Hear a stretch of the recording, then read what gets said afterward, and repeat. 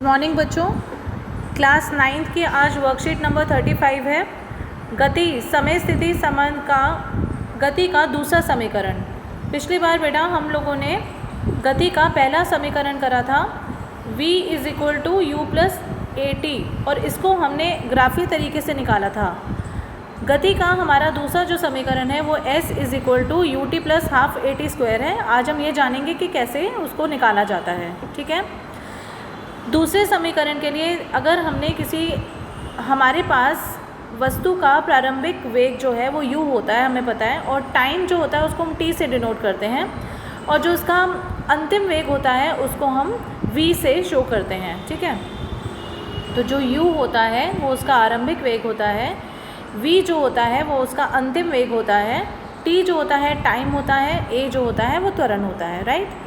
तो हम ग्राफीय विधि द्वारा समय एवं स्थिति में बीच संबंध बनाकर गति का दूसरा समीकरण प्राप्त करेंगे। उसके लिए हमें वही वाला ग्राफ लेना है जो हमने पिछली बार लिया था।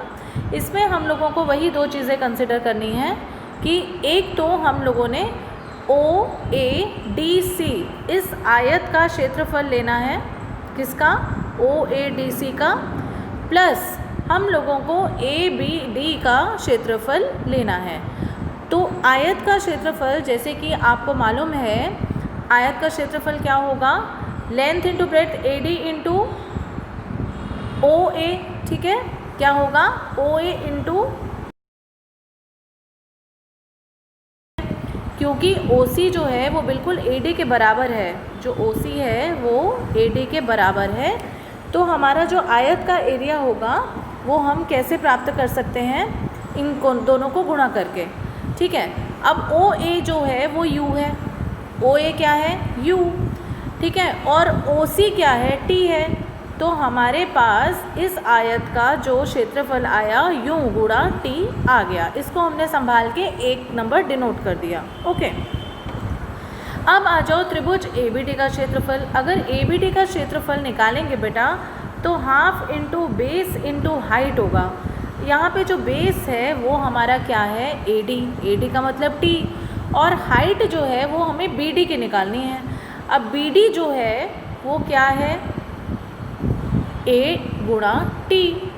क्यों है वो मैं बताती हूँ। देखो, त्रिभुज जो है उसका जो क्षेत्रफल है वो हाफ AD इंटू BD है। ठीक है। सिंपल सी बात। AD की जगह हम T लिख देंगे, और जो BD है आपको पता है पिछली बार भी हमने करा था, A जो था वो BD बटा T था। ओके। तो जो BD हो जाएगा बेटा वो AT हो जाएगा। ओके। तो हमारे पास BD आ गया AT और AD की जगह T। ओके। तो ये देखो, जो OA गुणा OC था वो तो हमारे पास UT आ गया था, हमने इसको संभाल के रख लिया था। लेकिन जब हमने इसका क्षेत्रफल निकाला तो हमारे पास क्या आ गया? हाफ गुणा T गुणा AT²। ओके। तो अगर हम OA इंटू OC को हम UT लिखते हैं और इसको हाफ AT² लगते हैं तो हमारे पास ये फॉर्मूला आ गया S = UT + ½ AT। हमारे पास आ गया UT, उसको हमने संभाल के रख लिया। दूसरी बात, हमने ABD का निकाला जिसमें half into base into height होता है। बेस जो है वो हमें T दिया हुआ है और जो हाइट है वो हमारे पास AT है। ठीक है। क्योंकि BD जो है वो क्या है? AT है। तो जब हम इन दोनों को कंबाइन करेंगे तो हमारे पास आ जाएगा S = UT + ½ AT²। ओके। ये क्लियर हो गया सबको? तो अब उसके बाद हम लोग इसके एक उदाहरण लेंगे। किसी चलती बस पर ब्रेक लगाने पर गति के विपरीत दिशा में 6 मीटर/सेकंड² का त्वरण उत्पन्न होता है। देखो बेटा, अगर विपरीत दिशा में त्वरण उत्पन्न हो रहा है इसका मतलब जो है वो त्वरण क्या है? -6 है। ओके। अच्छा, अब फिर दूसरी बात है, ब्रेक लग रहे हैं तो मतलब जो अंतिम वेग है वो क्या है? 0 है, क्योंकि बस रुक रही है, पहले वो चल रही थी। ठीक। तो हमें मतलब U जो है हमारे पास नहीं है और V जो है हमें 0 दिया हुआ है।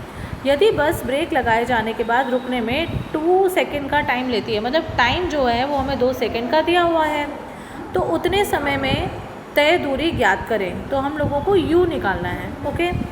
तो S जो है उसका फॉर्मूला है, ये देखो जो v है वो u प्लस AT है, राइट।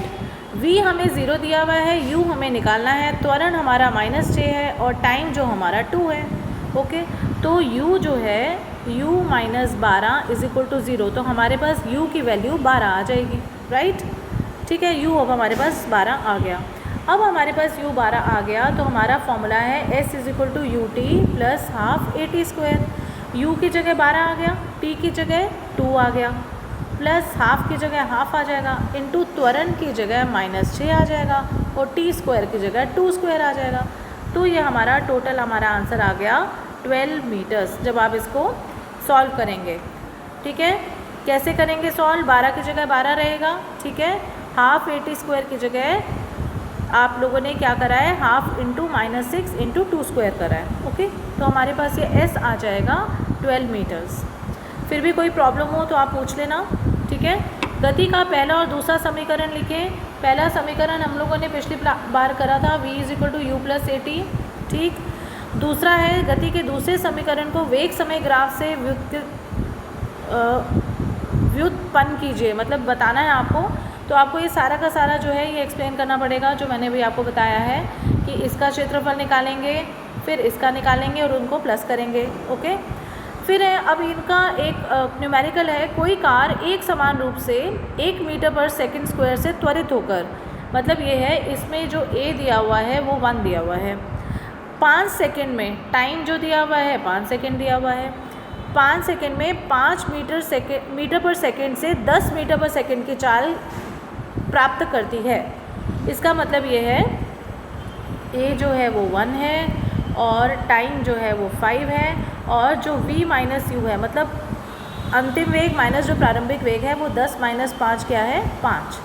अब आपने सीधा करना है s is equal to ut plus half AT square और इसको फॉर्मूले में पुट करना है। ओके, a आपके पास 1 दिया हुआ है, t आपके पास 5 दिया हुआ है और जो आपका वेग है वो 5 है। ओके, अब निकल जाएगा इससे, ठीक है।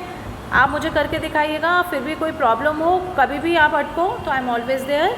आज की यही वर्कशीट थी और कुछ भी कोई प्रॉब्लम हो प्लीज़ यू कैन, मैं बार बार बोल रही हूँ, you are always welcome to ask me. अपने घर रहिए, सेफ रहिए और पढ़ते रहिए। Take care, bye bye.